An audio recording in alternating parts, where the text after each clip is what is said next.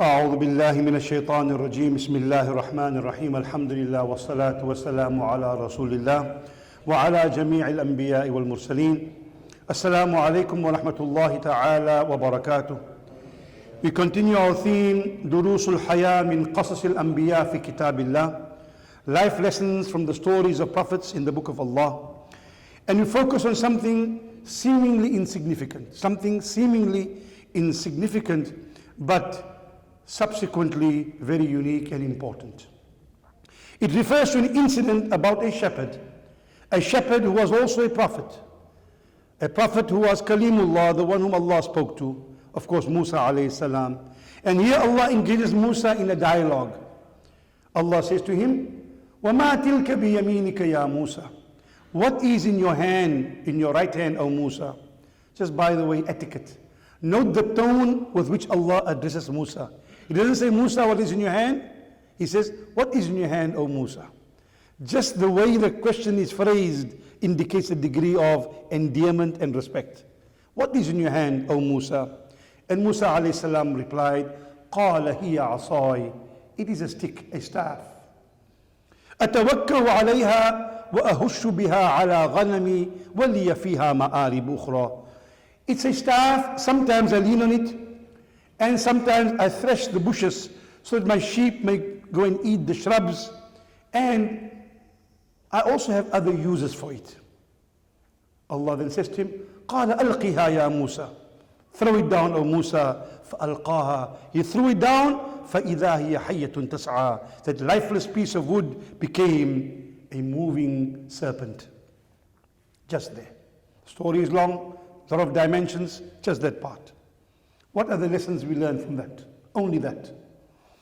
A stick or a staff, when found laying on the ground somewhere, no one would be interested in it. No one would desire to possess it or fight over it. But nonetheless, that lifeless piece of wood, like when we die, in this world we have life, that piece of wood was once a part of a living branch of a breathing tree. It bore leaves, it had fruits and flowers, it provides sustenance and shelter for those who sought its shade, but also, once it's cut away from the tree, it was rendered lifeless, but not necessarily worthless. This is the staff, not insignificant by the way. There's many uses, and Musa alayhi salam mentioned some. I lean on it, I clear the path with it. But you can also defend yourself with it. You can beat off danger with it. Make fire to provide heat or energy with it. You can guide. It's a guide for the blind to identify their surroundings and to detect their way. It's a means of preventing injury when going through a rugged or harsh terrain.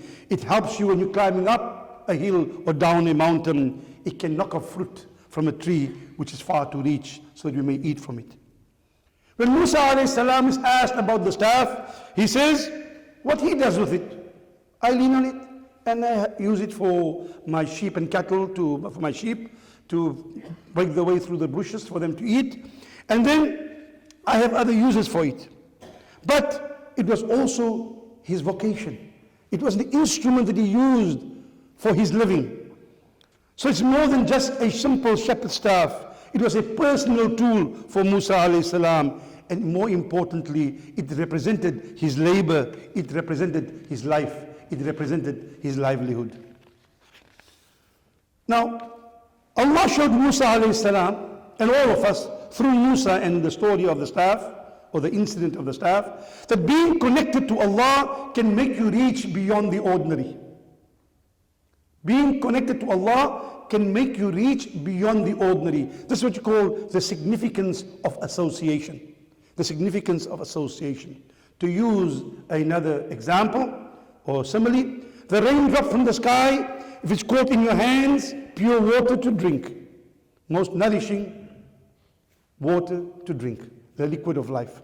If that same drops of water falls in a filthy gutter, it's not worthy of washing your feet with it. That same drop of water, if it falls on a boiling surface, it evaporates and perishes. If it falls on ice, it becomes frozen.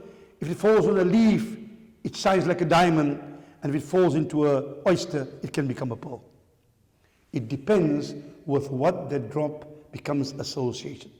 The same drop, its existence and worth depends on what and with whom it associates itself.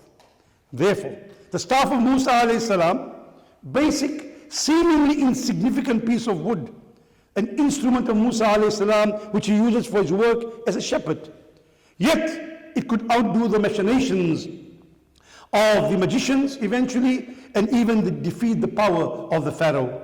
This stick, when thrown by Musa alayhi salam, turned into a serpent and overcame the snakes of the magicians. He struck the rock later on in the Quran, the rocks, and water flowed from it. And also he struck it onto the water and the sea opened up. All that with the same stick. At the same time, we learn Allah, the Lord of the heavens and the earth, is also the Lord of the dead wood. He was also the Lord, and He is the Lord of the tree, the living tree from which this branch came before it became dead wood. And all things are subject to Allah's commands.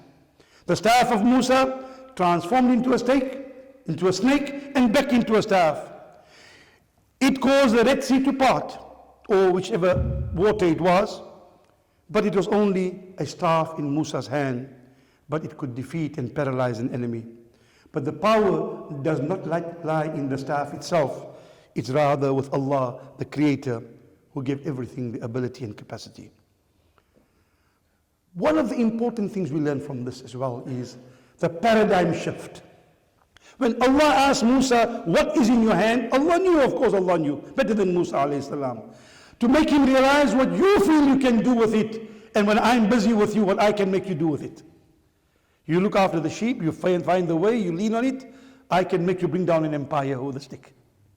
So Allah changed Musa alayhi salam's paradigm about the way he looked at his staff. Allah was transforming his view of that stick, that staff, which was his vocation. No longer was it a simple tool of Musa in his hand, it was now a representative of power and a symbol of authority. A key component in the life of Musa. If you look at the life of Musa, his brother Harun is involved, there's Khidr alayhi salam involved, there's a Pharaoh involved, and there's a stick involved. It's part of the life and the story of Musa. It's one of the important characters in the life of Musa alayhi salam. The question we need to realize, what is our stick? What is our staff? What is our hidden skill? What is our unknown talent which we are not bringing to the fore? We can use our potential. Each one has a potential. And we learn from this Musa alayhi salam story, maximize your skill even if it is a piece of dead wood. أقول قولي هذا وأستغفر الله والسلام عليكم ورحمة الله.